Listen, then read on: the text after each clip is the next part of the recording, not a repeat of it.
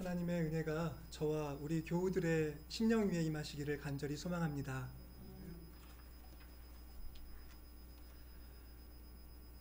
오늘 사무엘상 말씀을 보면 이스라엘의 모든 장로들이 모여서 라마에 있는 사무엘의 집을 찾아갑니다. 사무엘은 자기의 아들들에게 사사직을 넘겨주고 그렇게 자기 집 고향 라마에 가서 있었던 것으로 보입니다. 장로들이 사무엘을 만나러 그의 집까지 찾아간 데에는 좀 심각한 이유가 있었습니다. 사사로 일하기 시작한 사무엘의 두 아들이 뇌물을 받고 잘못된 판결을 내린 일이 드러난 것입니다. 사사들이 부패했다고 하는 것은 이스라엘에게는 아주 커다란 공동체의 위기를 의미하는 것이었기 때문에 장로들은 시급하게 그 조치를 취하고자 움직인 것으로 보입니다. 그런데 장로들이 찾은 해법은 그 부패한 사사들, 사무엘의 아들들만 처리하는데 국한되지가 않았음을 봅니다. 그들은 사무엘에게 저간의 사정을, 그 아들들이 어떤 일을 행했는지를 고하고 나서 우리에게, 이스라엘에게 왕을 세워달라라고 하는 깜짝 놀랄 요구를 사무엘에게 하였습니다. 사무엘은 자신들의 아들들이 잘못한 일을 듣고 몹시 당황했었을 텐데요.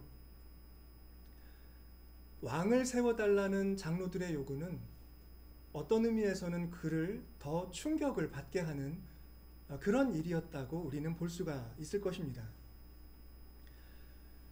특히 본문을 보면 이스라엘 장로들이 한 한마디 말이 사무엘의 마음에 박혀서 그의 기분을 언짢게 했다라는 기록이 있습니다. 그 말은 이런 것입니다. 우리에게 왕을 세워서 그 왕으로 하여금 우리를 다스리게 하라라는 말이었습니다. 사무엘기를 보면 이 8장 바로 직전까지 7장까지의 내용에서 사무엘은 사사로서 이스라엘을 아주 잘 다스렸습니다.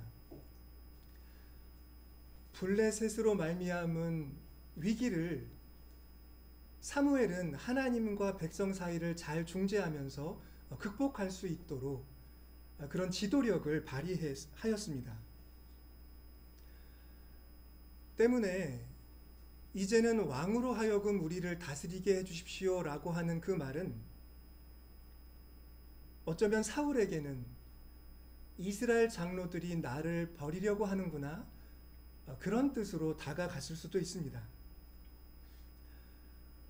어떤 주석가는 여기서 사무엘의 근심이 사사로서 자신의 지위를 걱정하게 된 데서 온 근심이었다, 이렇게 주석하고 있기도 합니다. 그때 사무엘은 뭐라고 말을 하지 못하고 물러나서 하나님께 기도를 하게 됩니다. 그때 하나님께서는 사무엘에게 그들이 한 말을 다 들어라, 이렇게 대답을 하셨습니다. 그리고 많은 말씀을 해주셨는데 그들이 버리는 건 네가 아니다. 그들이 버리는 건 바로 나다.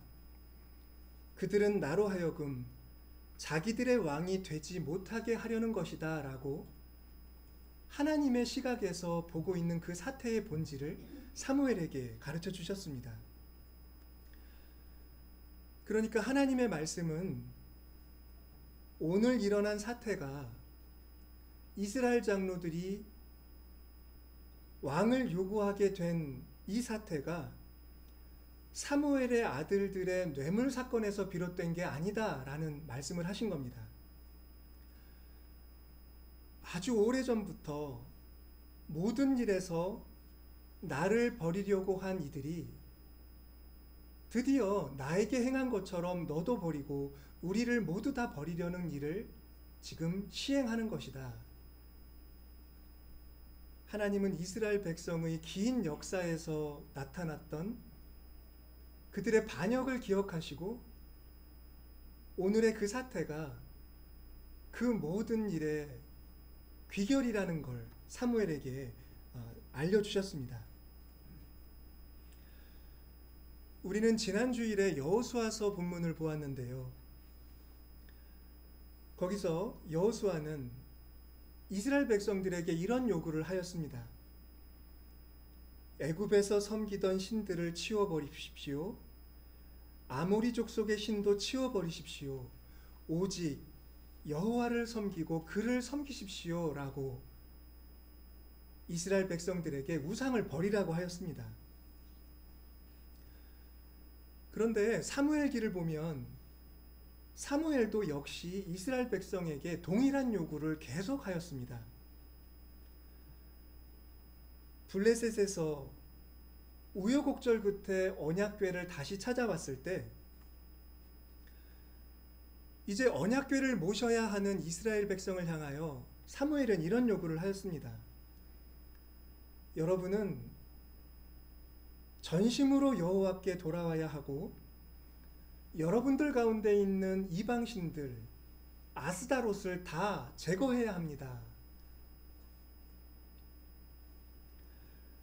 그러니까 하나님이 사무엘에게 하신 말씀이 맞다는 겁니다.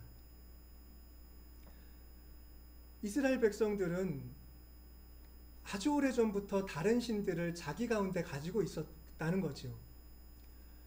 여호수아도 그걸 버리라고 했고 사사들이 다 그거를 버리라고 하면서 하나님을 섬기는 일을 가르쳤지만 이스라엘은 지금 사무엘이 다스리는 이 시점까지도 그들 가운데 있는 다른 신들을 버리지 않았다. 그런 사실을 우리는 이런 역사적 기술을 통해서 확인할 수가 있습니다. 왕을 세워달라는 장로들의 요구가 표면상으로는 사무엘이 사사 직분을 아들들에게 세습하고 그것이 실패한 데에 따른 어떤 요구로, 어떤 정당성을 가진 요구로 포장되어 있지만 더 깊은 차원에서는 다른 신들의 영향을 받아 하나님을 버리려고 한 일을 감행한 것에 지나지 않다. 이것이 바로 성서의 판단이다라는 말씀입니다. 이러한 상황은 하나님 아닌 다른 신들이 얼마나 끈질긴지, 얼마나 집요하게 하나님의 백성들 속에 파고 들어와 있고 그들을 놓아주려고 하지 않는지를 우리에게 다시금 생각해 보게 한다고 볼 수가 있습니다. 제가 성서의 연대기를 찾아봤는데요. 이스라엘이 애굽에서 빠져나온 때부터 사무엘이 사사로서 다스리던 이 시기까지는 적어도 300년 이상의 시간이 지난 것으로 파악이 됩니다. 어떤 자료들은 그 이상 역사적인 그런 기간이 있었다고도 기술하고 있는 것을 보기도 합니다. 그러니까 이스라엘 백성들이 얼마나 오랫동안 다른 신들을 곁에 두고 있었는지, 그 긴 시간 동안 얼마나 많은 영향을 받았을지, 이것은 참으로 심각한 사안이다. 그렇게 말할 수가 있는 겁니다.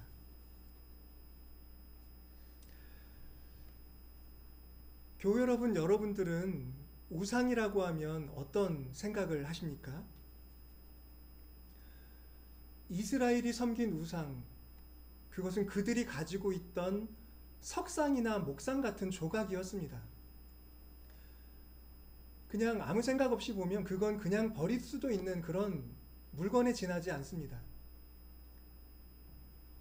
그런데 그런 목석 같고 석상 같은 것들이 이스라엘에게 얼마나 심각한 영향을 끼치고 있는지 우리는 그 점을 생각해 보면 우상의 힘에 대해 좀 놀라움을 갖게 됩니다. 여러분, 그런데 오늘의 말씀은 우리에게 다른 관점에서 하나님의 말씀을 듣게 하는 것 같습니다. 우리는 지금 이방신들의 영향력을 주목하기보다는 어째서 이스라엘 백성들이 하나님을 버리려고까지 하는 이런 지경에까지 이르게 됐는가? 그들이 도대체 이방신들과 어떤 관계에 있었고 어떤 영향을 받았는가? 왜 그들은 그들의 하나님을, 그들을 구원하신 분을 이렇게 버리려고 하는가? 그 점을, 그런 역사의 의미를 돌아볼 필요가 있을 것 같습니다. 그러니까 성서가 말하려는 게 이방신들이 그렇게 끈질기다, 힘이 세다, 영향력이 있다, 그런 말을 하자는 것은 아닐 거라라는 말씀입니다. 그와 달리 우리는 이러한 이스라엘 백성들의 역사를 통해서 이런 역사와 부침이 이스라엘이 참 하나님을 만났기 때문에 겪게 된 일이다라는 걸 생각해 봐야 할 것 같습니다. 참 하나님을 만났다라고 하는 말, 이 말은 좀 심각합니다. 왜냐하면 사람들은 다 저마다 신을 가지고 있고 어떤 신적인 의미를 갖는 대상을 가질 수 있지요. 그것을 종교라고 하죠. 그러나 이스라엘 백성의 역사는 그런 종교와는 다른, 전혀 다른 하나님을 만난 이스라엘이 뭇종교가 보이는 행태에서 자꾸 이탈하게 되었고, 그것은 하나님이 그 종교들이 섬기는 신들과는 전혀 다른 분이시기 때문이다라는 걸 우리에게 말해주고 있기 때문이다라는 겁니다. 이스라엘이 하나님의 뜻에 부응치 못하고 하나님께 반항하는 것처럼 보이는 모든 일들은, 그러니까 하나님의 뜻이, 참 하나님의 뜻이 이스라엘의 뜻과는 다르다는 걸, 그 차이를 보여준다라는 겁니다. 조금 풀어서 설명하면 이스라엘은 이방 신들이 가지고 있는, 이방 족속들이 가지고 있는 그런 신을 갖고 싶어 합니다. 그들은 하나의 종교를 원합니다. 이때 종교라는 개념은 좀 부정적인 의미입니다.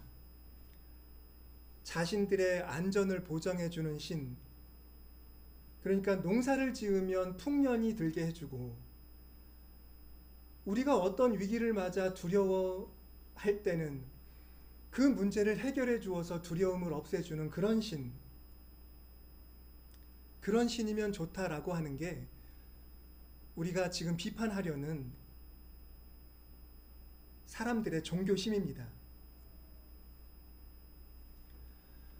이 세상의 우상들은 그런 사람들의 바람에 잘 호응을 합니다. 주술적인 것, 어떤 부적을 써주는 것, 그리고 기독교나 다른 고등 종교에도 퍼져 있는 기복주의는 바로 그런 인간의 종교심에 부응하는 그런 어떤 타락이라고 말할 수가 있습니다. 여러분, 그러나 이스라엘의 하나님은 인간의 그런 요구에 부응하는 그런 신이 아니십니다. 우리가 아브라함과 이삭과 야곱의 하나님이라고 고백하는 하나님, 종교개혁자들은 그 하나님을 전적인 타자라고 했거든요. 전적인 타자라는 말의 의미는 그 하나님께는 인간과 유비시킬 수 있는 어떤 그런 속성이 없다는 겁니다. 인간의 두려움, 인간의 욕망, 인간의 종교심을 채워주는 신이 아니라 그런 인간적인 가치와 인간의 한계와는, 본성과는 한없이 다른 분이 아브라함과 이삭과 야곱의 하나님이다 라는 그런 가르침을 종교개혁자들은 펼쳤습니다. 그러니까 바꿔 말해서 이스라엘의 하나님은 다른 종교들의 하나님과는 전혀 다른 하나님, 참 하나님이시다 라는 말씀입니다. 하나님은 이스라엘의 요구를 채워주기보다는 이스라엘로 하여금 당신의 계획을 따라오라고 하십니다. 그러니까 이 백성들을 세상 가운데 당신의 백성으로 세우려고 하십니다. 그리고 이를 통해 하나님이 생각하시는 어떤 다스림이 세상 가운데 퍼지게 하려고 하십니다. 그러니까 하나님은 우리의 요구를 들어주십시오라고 부탁할 수 있는 그런 신이 아니라 우리가 그분에게 순종해야 하는 신, 우리에게 오히려 너희의 그 육적인 삶에서 나와서 내가 명하는 새 땅으로 가서 새로운 삶을 살라고 하시는 그런 요구를 하시는 분이다라는 말씀입니다.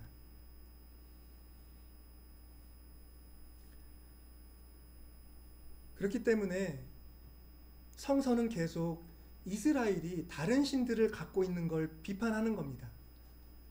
그런 종교심을 채우려는 신들을 대하듯 하나님을 대하는 건 옳지 않다라는 비판을 성서는 어디서나 우리에게 말씀해 주고 있습니다. 아모스의 말씀이 떠오릅니다. 그는 하나님이 바라시는 정의나 사랑, 우애가 깃들어 있는 공동체에는 관심이 없고 그저 재물을 가져와서 하나님께 예배를 드린다고 하는 이스라엘, 그런 이스라엘을 향한 하나님의 엄중한 말씀을 전했습니다. 내가 너희 절기들을 미워한다. 그것들을 내가 멸시한다. 너희들은 거룩한 모임을 갖는다고 하지만 나는 너희의 성회를 기뻐하지 않는다. 너희는 오직 정의를 물같이 공의를 마르지 않는 강같이 흐르게 하여라. 이스라엘은 종교의 형태를 가지고 하나님을 섬기려고 하지만 하나님은 그 틀을 다 깨뜨리시고 내가 요구하는 것은 그게 아니다. 그렇게 엄중하게 말씀하시는 하나님이심을 이렇게 선지자는 이스라엘에게 가르쳐 주었습니다. 아쉽게도 오늘 우리가 읽은 본문 속에서는 이렇게 하나님의 요구를 받아들이고 순종하는 그런 이상적인 하나님과의 관계에 있는 모범은 뚜렷하게 보이지 않습니다. 사무엘이 장로들의 요구를 받고 하나님에게 기도하는 모습, 하나님의 뜻을 구하는 그 모습은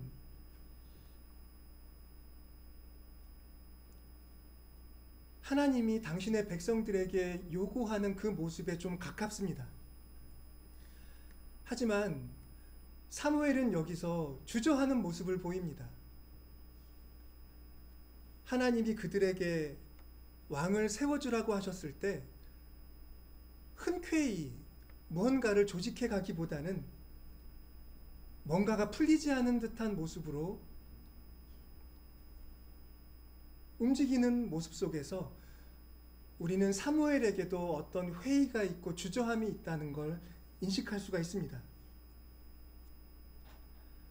그럼에도 이렇게 하나님께 기도하고 그 뜻을 묻는 사무엘의 태도는 이미 스스로 모든 답을 정해놓고 우리에게 왕을 세워주십시오라고 요구하는 이스라엘의 장로들보다는 참으로 큰 차이가 있는, 하나님이 기대하시는 모습에 훨씬 더 가까운 모습이라고 평가할 수가 있을 것입니다.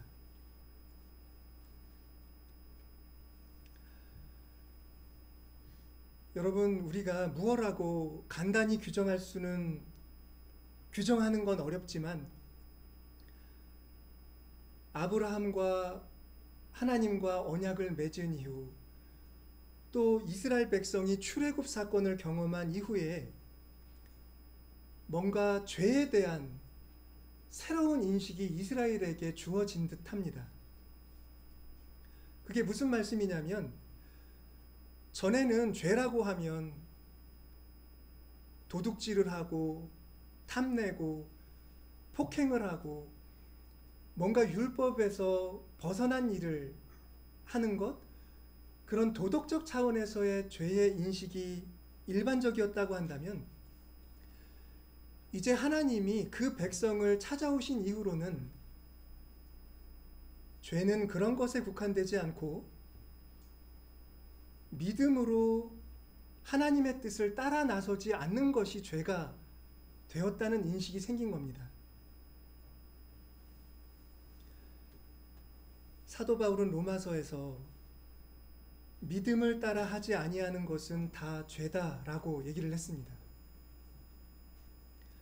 그런데 사도 바울은 이 말이 그가 처음 한 것이 아니라,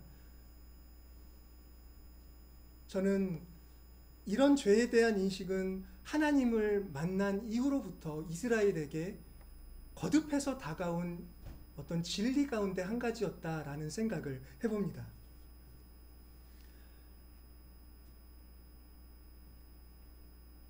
하나님 앞에서는 우리가 하나님을 믿고 믿음으로 행하지 않는 모든 것이 다 죄라는 인식, 여러분은 이런 인식을 받아들이실 수가 있으시겠습니까?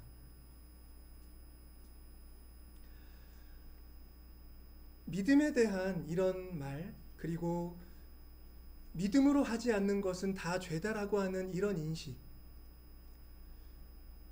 저는 오늘 사무엘서에서 이스라엘의 왕은 하나님이셔야 한다라는 그런 의미가 바로 그 믿음에 대한 이해와 새로운 죄에 대한 이해와 부응하는 점이 있다고 생각합니다. 이스라엘의 왕은 하나님이셔야 합니다. 근데 이것은 이스라엘의 하나님은 이스라엘 백성이 다른 신들을 섬기듯이 섬길 수 없고 도리어 그분을 받들고 순종해야 한다라는 그런 사실을 표명하는 겁니다. 그러니까 신약의 언어로 말한다면 이스라엘은 왕이신 하나님을 믿어야 하고 그분의 계획과 그분의 뜻을 따라 움직여 나가야 합니다. 믿음을 그분께 드려야 한다라는 말씀입니다. 여러분, 그런데 오늘 이스라엘에게는, 이 사무엘 앞에 서 있는 이스라엘에게는 하나님과 자신들의 그런 관계에 대한 인식, 그런 새로움에 대한 인식이 아주 어두워진 것처럼 보입니다. 그들은 아예 하나님을 버리고 다른 신들을 섬기듯이 하고 싶어하고, 다른 나라가 그들의 신을 앞세워 전쟁을 하는 것처럼 전쟁까지 하고 싶어합니다. 뭔가 자기들이 계획한 대로 살아가고 싶은 겁니다. 하나님이 안 계시다면 그건 아무 문제가 없고 한 나라의 어떤 통치이고 한 나라의 어떤 주권이라고 말할 수 있지만, 하나님의 백성에게는 그 일이 불신앙이 되고 하나님에 대한 반역이 된다라는 걸 성서는 우리에게 말씀해 주고 있습니다. 마르틴 부버라는 20세기의 유대교 신앙인이 있었습니다. 그는 철학자였지만 많은 기독교인들은 그에게서 신앙에 대한 가르침을 얻곤 합니다. 그런데 그가 세계대전으로 참화에 휩쓸린 서구를 향해서 우리 시대의 유대교와 기독교 세계에는 하나님에 대한 어두움이 내려앉았다, 이런 말을 한 적이 있습니다. 하나님을 보지 못하게 되었고 하나님에 대한 인식이 없이 우리는 살아가고 있다. 우리가 하나님이라고 말하는 그 이름은 껍데기같이 되었다. 그런 말을 합니다. 그가 한 책에서 어떤 시인의 한 문장을 인용을 합니다. 슬프다. 밤을 서성이고 있구나. 마치 저승에 있는 것처럼 신적인 것 없이 우리는 살고 있구나. 우리 세대는 그렇게 살고 있구나 라고 한 시인이 그 시대가 하나님 없이, 하나님에게서 오는 은총 없이 어둠 속에 살고 있는 것을 탄식한 것이 있습니다. 부버가 인용한 이 문장은 헬덜린의 직구라고 합니다. 근데 부버는 그 문장을 가지고 이야기를 하면서 헬덜린이 쓴 또 하나의 한 표현을 가지고 와서 이야기를 이어갑니다. 헬덜린은 신들의 신이라는 표현을 하나님에게 썼다고 합니다. 신들의 신. 부버가 그 표현을 이렇게 해석을 합니다. 신들의 신이라는 표현은 단순히 최고의 신이라는 뜻이 아니다. 그 뜻은 신들에게도 신으로 존재하는 분을 의미한다. 그렇게 말씀을 전해주고 있습니다. 여러분, 이런 생각 해보셨습니까? 가령 신들이 있다면, 다른 신들이 있고 다른 민족의 신들이 있다면 그 신들에게도 신이 되는 분, 이스라엘을 찾아오신 하나님이 바로 그 하나님이시다라는 말씀입니다. 오늘 하나님을 버리려고 하는 이스라엘의 이야기는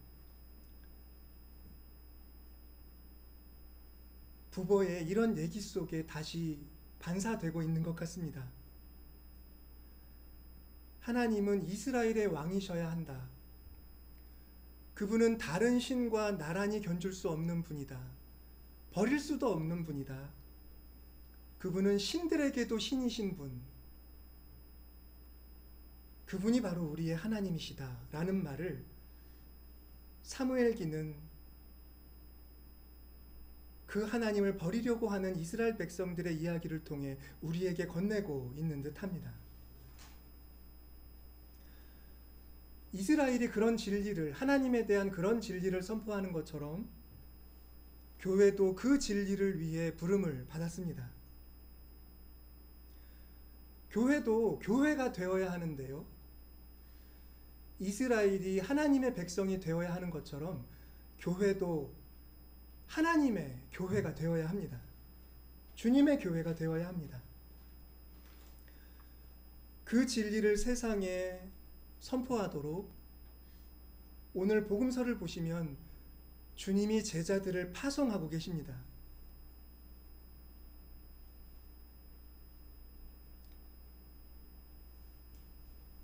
그들은 그 진리를 선포해야 합니다. 하나님이 메시아에게 주신 그 권세를 받아서 그 권세로 살아가는 것입니다. 우리가 계획한 대로 살면서 필요할 때 주님을 부르는 것이 아니라 예수님이 우리에게 주신 위임을 실현해 가야 합니다. 그리고 그를 위해 고난도 받는 것, 그것이 바로 제자들이 세상 가운데서 선포와 삶을 통해 보여야 할 진리입니다.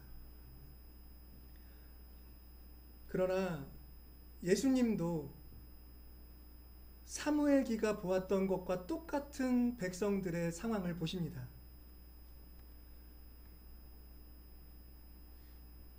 이 세대를 어떻게 비유할까? 피리를 불어도 춤추지 않고 애곡을 해도 울어주지 않는 그런 세대와 같구나. 세례 요한이 금식하고 하나님의 나라를 위하여 헌신하니 그가 귀신 들렸다 하고, 인자가 와서 사람들과 섞여 먹고 마시며 나누니 그를 먹보와 술꾼이라고 놀린다. 이 세대가 그렇게 하나님을 거부하고 있다라는 걸 예수님은 제자들에게 주지시키고 계십니다. 그러나 그렇더라도 제자들은 세상으로 가야 합니다. 세상에 나아가서 자신들에게 주어진 소명을 이루어야 합니다. 이스라엘에게는 그런 소명이 있고 교회에는 그런 소명이 있습니다.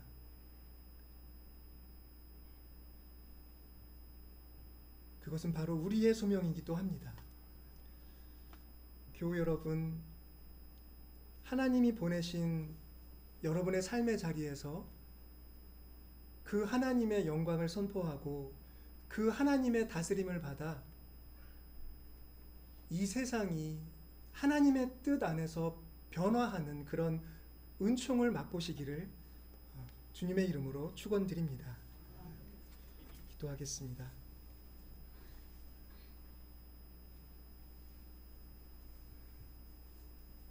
자비로우신 하나님,